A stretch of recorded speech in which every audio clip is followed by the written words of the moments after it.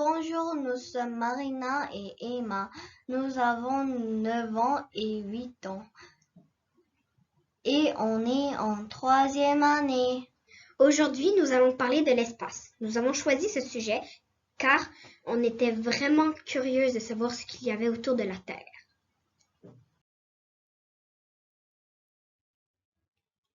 Notre question est comment s'est formée la ceinture d'astéroïdes. Au début, on s'est intéressé à la ceinture de Kuiper, mais il n'y avait pas assez d'informations, donc on a choisi la ceinture principale d'astéroïdes. Notre hypothèse. Nous pensions que la ceinture principale d'astéroïdes était le résultat de l'explosion d'une grosse planète. Le 1er janvier 1801, l'astronome italien Giuseppe Piazzi a trouvé le premier astéroïde qui est Cérès. Cérès est le plus gros astéroïde de l'espace et il est considéré comme une planète naine car il a un diamètre de 1000 km. Au début, les scientifiques pensaient que la ceinture principale d'astéroïdes était la conséquence de l'explosion d'une grosse planète.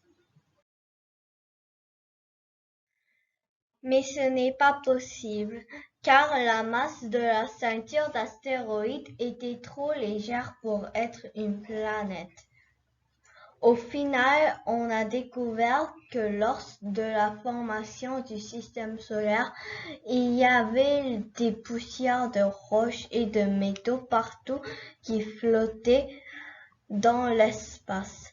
Elles se sont rassemblées ensemble pour former les planètes, mais tous les morceaux n'ont pas servi. Certains ont été attirés par la force gravitationnelle de Jupiter pour former la ceinture principale d'astéroïdes. Tout ça s'est passé il y a 4,6 milliards d'années. La ceinture principale d'astéroïdes sépare les planètes rocheuses, donc Mercure, Vénus, Terre et Mars, des planètes gazeuses, qui sont Jupiter, Saturne, Uranus et Neptune. La force gravitationnelle est une force d'attraction entre deux objets. C'est un phénomène naturel. La condition pour que ça fonctionne, c'est que l'objet doit avoir une masse, donc on peut le voir ou le toucher.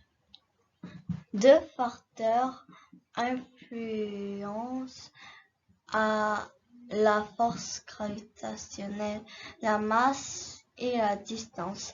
Plus la masse est grosse, plus la force est importante. Plus la distance est grande, moins la force est attractive.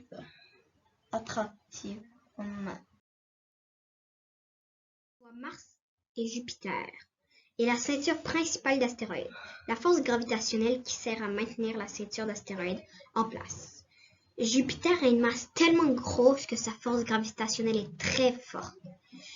C'est ça qui a provoqué la formation de la ceinture principale d'astéroïdes.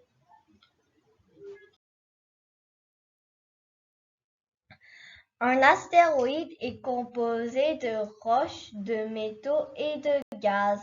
Les astéroïdes peuvent être grands de quelques centimètres à plusieurs centaines de kilomètres de diamètre. Plus l'astéroïde est petit, plus il y a une forme irrégulière et allongé. Plus il est grand, plus il s'arrondit. Les astéroïdes peuvent avoir une masse de quelques kilogrammes à des milliards de tonnes. Il y a 3 catégories d'astéroïdes, les types C, les types S et les types M. Les types C représentent 75% des astéroïdes de la ceinture. Ils sont faits de carbone et sont de couleur très foncée. Les types S représentent 17% des astéroïdes de la ceinture. Ils sont composés de silicate, de fer et de magnésium. Ils absorbent les ultraviolettes. Les types M sont les plus rares. Ils sont composés de fer et de nickel. Ils sont brillants car ils réfléchissent la lumière. Les astéroïdes peuvent être dangereux pour l'homme. Les scientifiques ont identifié plus de 20 000 astéroïdes proches de la Terre. Ils sont donc appelés géocroiseurs car ils coupent ou pressent l'orbite de la Terre, un en diamètre plus grand que 140 mètres. Parmi eux, il y en a 2000 qui sont appelés potentially hazardous astéroïdes car ils sont dangereux pour l'homme. S'ils rentrent dans l'atmosphère de la Terre, ils pourraient faire de gros dégâts.